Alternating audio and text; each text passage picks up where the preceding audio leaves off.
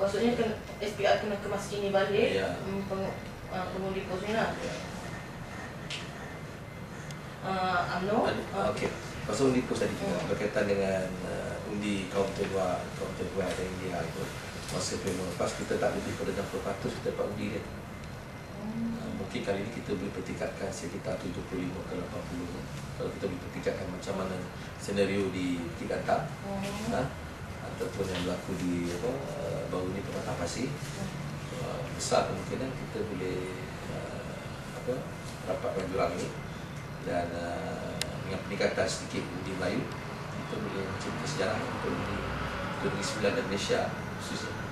Kalau kita tengok trend tempat mengundi, kita lihat PAS dan Pakatan Rakyat lah, lebih kata seolah-olah bersyukurlah kalau ada kaum bukan Melayu di situ, hampir 60% ke atas memberikan satu kemenangan. Apakah PAS tidak mengharapkan undi daripada orang Melayu?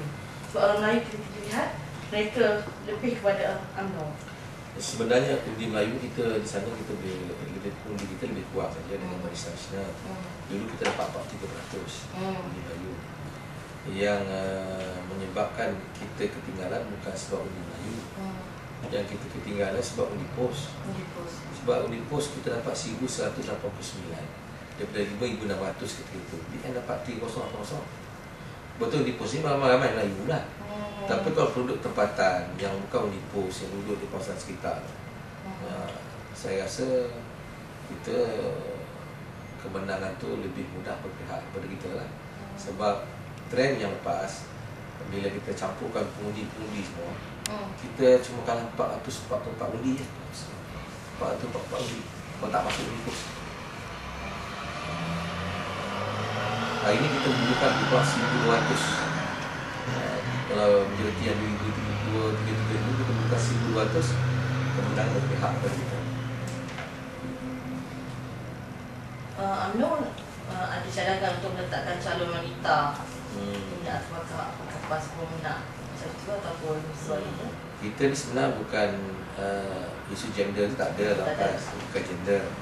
Kita pilih calon berdasarkan masa ketika, sesuai dengan masa ketika. Ada setengah calon tu sesuai di kawasan tu, tapi tak sesuai kawasan lain.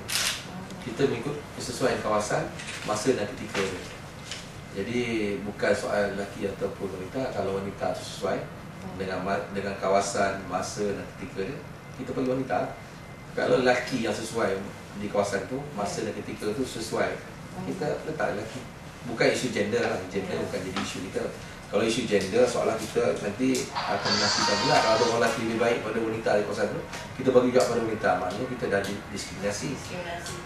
Kalau ada wanita pula lebih baik, sebab kita terpengaruh lelaki, kita bagi gender lelaki pun tak diskriminasi. Kita tak jadikan gender sebagai ini alasan untuk pilih calon lah. Kita pilih calon berdasarkan kesesuaian kawasan dengan calon, termasuk juga masa dan ketika dia. Masa ketika ni bergantung pada isu isu setempat, isu nasional dan selera rakyat ketika itu dia nak macam mana. So, apakah ada calon yang senarai pendek ataupun nak kekalkan calon yang lama? Ini soalan cukup rumah ni. Semalam sinar harian pun tanya kamu, sinar harian tanya kamu, aku pun tanya ni, soal bahasa dia pun tanya kamu. So, jawapan dia sama? Dia calon ni kita tak kira dengan calon. Kita ada amat calon. Tapi dari segi kita PAS, kita bagi pihak grassroots calonkan dulu lah. Kawasan akan mencalonkan. Setakat ini kawasan akan hantar kepada perhubungan senarai calon yang dicanangkan untuk kawasan. Perhubungan akan bincang. Selepas itu kita akan masuk stage yang ketiga. Pusat akan memilih calon terbaik daripada senarai. Kalau kita ikut rentetan sejarah tu, calon sentiasa berubah kan? Daripada 2004 calon. Itu saya kata tadi, dia mengikut kawasan kesesuaian. Pasal proyek kecil bukan proyek umum. Dia dah jadi national level. Calon pun akan jadi wawancara dengan Zoom.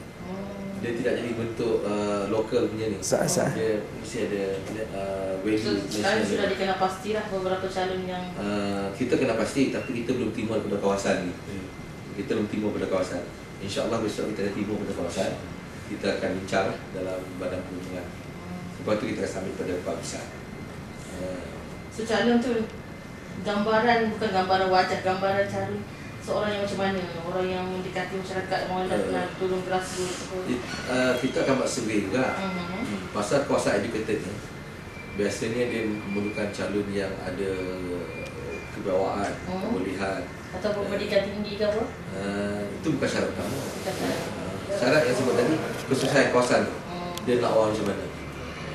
Kalau dia orang yang betul-betul kebolehan, berkemampuan, bervokasi, berhadapan dengan masyarakat, boleh memberi idea-idea baik, walaupun dia tak ada kelulusan, bukan jadi satu faktor utama. Tetapi kriteria itu kita bergantung pada kawasan berkenaan, macam mana cita rasa dia nak apa. Tapi bagi kita kawasan yang educated ni, dia lebih melihat calon tu mesti seorang yang bersih. Itu yang penting, bersih dalam arti kata bebas daripada rasuah, bebas daripada masalah-masalah yang melibatkan ni isu moral. Dia mesti itu penting. Isu moral dengan isu bebas berrasuah ni itu penting kepada kawasan-kawasan macam tu. Kalau kita salah memilih calon, dia akan menjejaskan ni. Tapi setakat ini pemilihan PAS, insyaAllah dia boleh tak ada lah soal moral dengan soal salah demokrasi rasuah ni, tak ada tidak.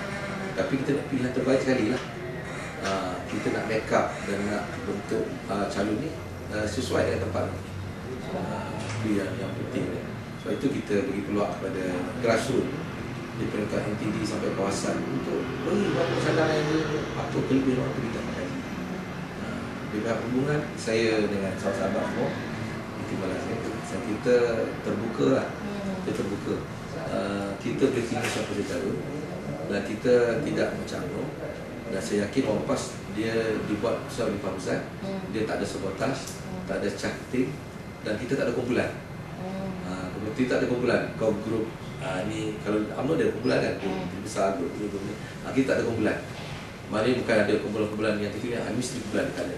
Kita pilih orang yang betul-betul berkelayakan, berkebolehan, yang ada wibawa dan boleh diterima oleh semua masyarakat, bukan orang Melayu saja, orang India dan orang Cina pun nak lihat calon.